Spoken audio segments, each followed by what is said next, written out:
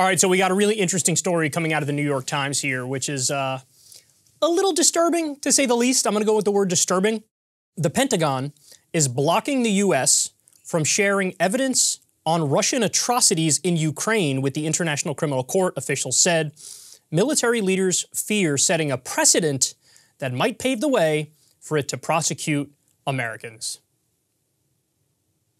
Well, looky what we have here. This is astonishing because the U.S. is clearly wants to weaken Russia, maybe be able to force regime change in Russia through the proxy war in Ukraine, trying to like bleed them out over the long run and sacrificing Ukrainians in the process as well. But here's an opportunity to take a legal path to try them at the International Criminal Court for war crimes. And they're like, you know, I don't know about that one because there might be some issues with that one. Let's not go down that path. Now, by the way, the claims like the types of crimes and the severity of the crimes that we're talking about are monumental. So they go on to say in the article, the information reportedly includes material about decisions by Russian officials to deliberately target civilian infrastructure and to abduct thousands of Ukrainian children from occupied territory.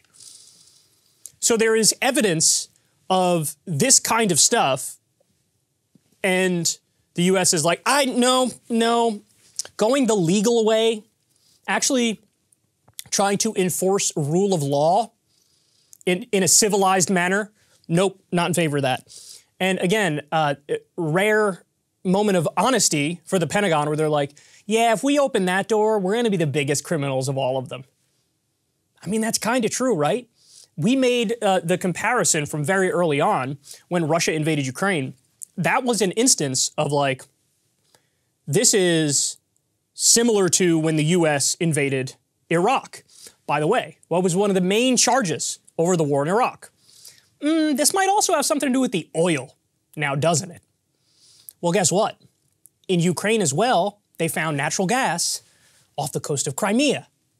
And then a year later, Vladimir Putin took Crimea. Now, there's also been natural gas discovered elsewhere in Ukraine. And then, oh, would you look at that, Vladimir Putin invaded Ukraine. Now, that's one of many reasons why he did it. But the analogy is striking, isn't it? The comparisons are shocking. And, you know, they have their arguments that they fall back on, but ultimately it's no different than like the massive propaganda effort that happened in the U.S. to try to bolster support for the war in Iraq. They used so many like terrible arguments that turned out not to be true, and it's no different for the propaganda in Russia to, you know, try to give reasons. Oh, here's why we have to invade Ukraine. I mean, guys, stop and think about it. Even if you grant them, hey, it wasn't a good idea to do the NATO buildup to Russia's border because that appears provocative, that will put them on the defensive, I think all that's a fair point. But stop and think about it. Did Vladimir Putin and the Russian government actually think that if they didn't invade Ukraine, NATO was going to topple their government? Was NATO going to offensively invade Russia and topple the Russian government? No, nobody believes that. There's zero evidence of that. You could say, hey, expanding was provocative and it gives them the ability to craft a bullshit propaganda argument that, oh my God, we're going to be toppled if we don't act. But nobody in their right mind would ever say, oh yeah, NATO was about to invade Russia and topple Vladimir Putin. Everybody knows that wasn't the case. But that's the argument they're going with. They're going with like, oh my God, we needed to act. We had to act because if we didn't, NATO was going to topple us. Please. That sounds... And by the way, the other analogy, remember the weapons of mass destruction argument? That was used about Saddam Hussein in the U.S. Oh my God, he has weapons of mass destruction. And the implication was if we don't do something, he's going to drop them on, you know, Cleveland in 7.5 seconds. Total bullshit, not true. He didn't even have nuclear weapons, which is what they meant when they said weapons of mass destruction. In the case of Ukraine, I don't know how many of you remember this, early on in the invasion, they were talking about, oh, we found a chemical weapons facility with weapons of mass destruction that was in Ukraine. And the Russian argument was like, oh, it's a good thing we invaded because we stopped them from maybe trying to use these on us. And oh, the U.S. was involved in this facility as well. Again, the comparisons are striking. You have an illegal and offensive war waged by one country on another when they didn't get attacked. That's what's happening with Russia and Ukraine. That's what happened with the U.S. in Iraq. And, I mean, we don't even need to get into the evidence in the case of Iraq of how we reacted and the crimes we committed. I mean, we had Guantanamo Bay, Abu Ghraib, illegal and unconstitutional torture, which violates the Eighth Amendment to the U.S. Constitution. You have, killing hundreds of thousands of innocent civilians. At a minimum, you have millions of people who are displaced from Iraq.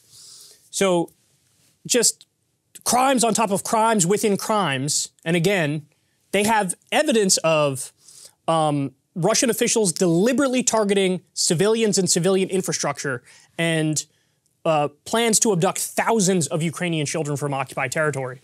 But the U.S. knows if we allow the International Criminal Court to go after Russia for their crimes, well, then we're also saying, hey, come after us for our crimes. And our crimes are absolutely endless.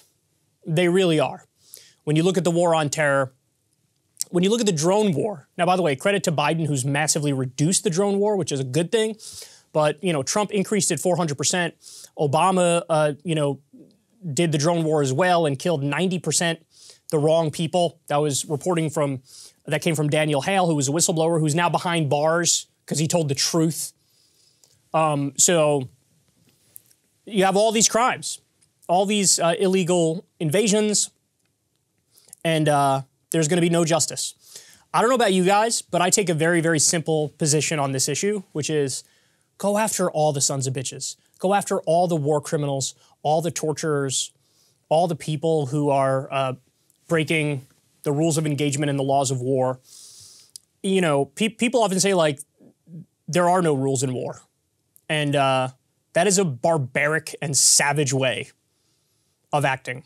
And I think we live in a much better world. Number one, if there was no war, right? But every now and then you're going to get a war where it's defensive in nature, so it makes sense. It's a just war.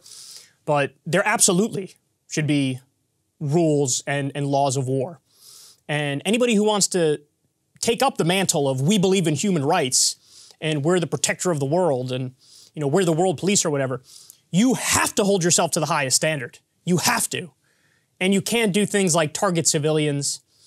You can't do things like torture, which, by the way, we took our rules on how to torture from communist Chinese manuals on how to torture. We had put Japanese soldiers to death for torturing our guys in World War II. The punishment was death. We did a lot of those same tactics with the war on terror. And of course everybody gets away with it. There's the video that Julian Assange leaked, or excuse me, Chelsea Manning gave it to Julian Assange, and Julian Assange ran it in WikiLeaks. The collateral murder video, where we killed innocent civilians, we killed reporters or journalists, and then circled back and attacked again. It's called a double tap. It's where you kill and then you kill the first responders. This was the true face of the war. This was the true face of the war. None of this stuff should be allowed. All of these things should be prosecuted. Bush and Cheney for sure should be behind bars. So should Vladimir Putin. So should his top military officials. And in a world where we actually abided by the rule of law, we'd be a hell of a lot better off. And it's much better than any other potential scenario unfolding, right? Just endless war continuing from now until God knows when, or people press that red nuclear button and have things blow up. I mean, I'd much rather have all the war criminals behind bars. I'd even prefer that over a negotiated settlement, right? Like a diplomatic settlement. I'll take a diplomatic settlement, as another one of the least bad options. But ideal would be all the war criminals behind bars, Russian and U.S. war criminals, and others, by the way. I don't just want to hold Russia and the U.S. to this standard and nobody else. Others should be behind bars as well, insofar as they're actually committing illegal actions on the international stage. So anyway, there you have it. It's shocking because I would have guessed if they were going to do anything, the Pentagon would go with just the hypocrite route, right? Be like, yes, International Criminal Court. You can investigate the crimes, but only the crimes of Russia and the Russian government, and not ours. I'm actually kind of surprised that they realized that's a hard argument to make, and that's a massively hypocritical thing to do. And so they saved themselves the embarrassment And they went with something else that's just as embarrassing, which is let all the war criminals go. Us and the Russians. No. Hard disagree. No deal. If you want to see me and Crystal Ball interview legends like Noam Chomsky, Cornel West, and more, subscribe to Crystal, Kyle, and Friends on Substack. $5 a month gets you the video version a day early. Remember, we take 0 ad dollars for this podcast. Or you can sign up on Substack for free and get the audio version a day later. Link in the video description box below.